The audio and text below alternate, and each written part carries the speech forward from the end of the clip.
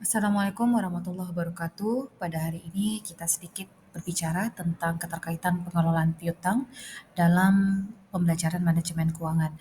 Piutang atau account receivable pada umumnya diartikan sebagai hak tagihan kepada pihak lain sebagai akibat adanya kebijakan penjualan barang dan jasa secara kredit yang ditempuh oleh perusahaan.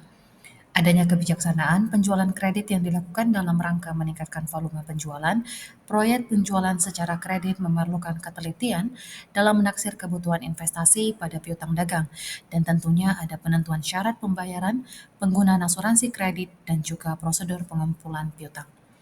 Nah, tentunya piutang ini sebenarnya dapat dimanipulasi jangka waktu kredit, potongan tunai atau cash discount, pembelanjaan dalam pengumpulan piutang, plafon kredit, dan kriteria pemilihan langganan yang layak dalam membeli secara kredit.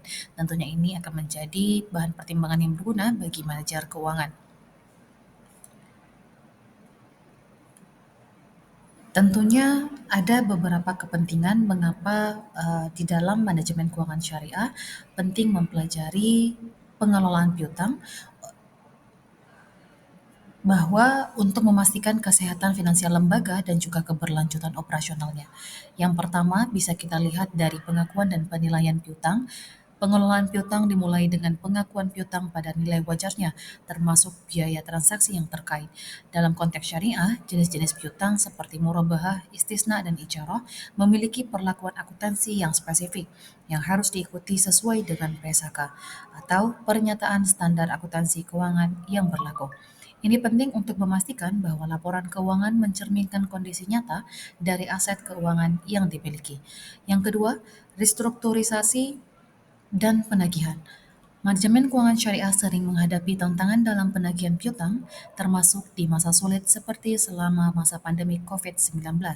Bank Syariah melakukan strategi restrukturisasi kredit untuk nasabah yang mengalami kesulitan, termasuk penjadwalan ulang pembayaran dan pengurangan jumlah angsuran. Pendekatan ini tidak hanya membantu nasabah, tetapi juga menjaga kas lembaga. Berikutnya ada sistem pengendalian intent. Sistem pengendalian intent yang efektif dalam pengelolaan piutang sangat penting untuk meminimalkan risiko piutang tak tertagih.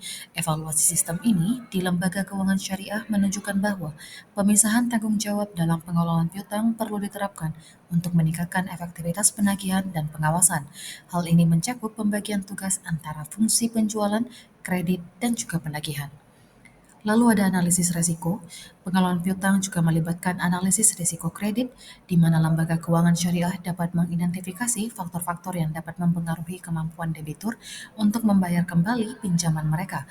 Dalam melakukan analisis ini, lembaga dapat mengembangkan kebijakan kredit yang lebih baik dan strategi penagihan yang lebih efektif.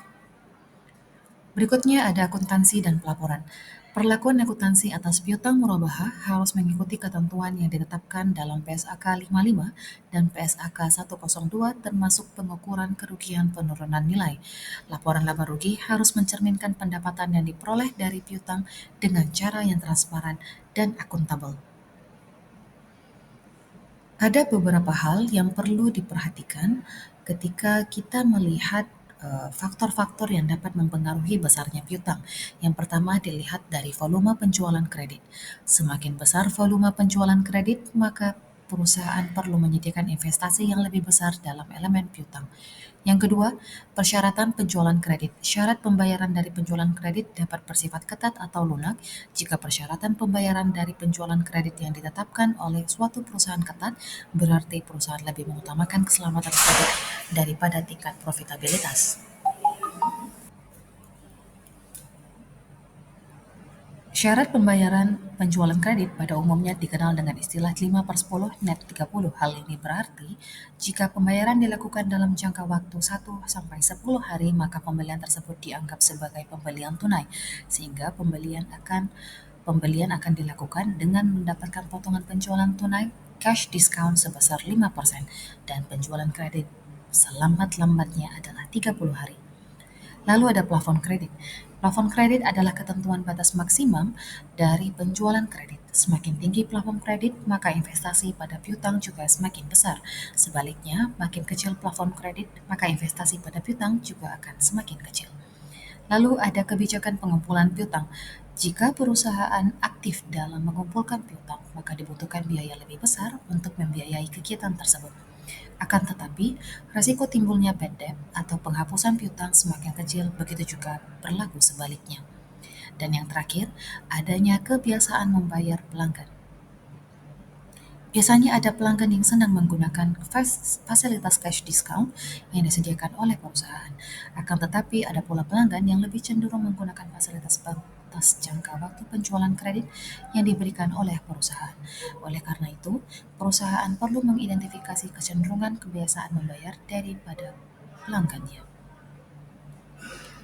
Nah, sebenarnya ada beberapa penentuan standar dari kebijakan kredit. Sedikit saya sampaikan sebelum kalian mengerjakan tugas. Standar kredit merupakan kriteria penentuan pelanggan manakah yang tidak diperkenankan atau diperkenankan dalam melakukan pembelian secara kredit dan yang tidak boleh. Satu, melihat karakter. Dua, capacity atau kapasitas. Lalu ada capital atau modal, collateral atau agunan, condition of economic atau situasi ekonomi. Silahkan berikan keputusan ataupun pendapat dari teman mahasiswa untuk melihat bagaimana perusahaan berperan dalam menerapkan 5C yang sudah saya sebutkan tadi, character, capacity, capital, collateral, condition of economic, terhadap pertumbuhan perusahaan di era digitalisasi ini.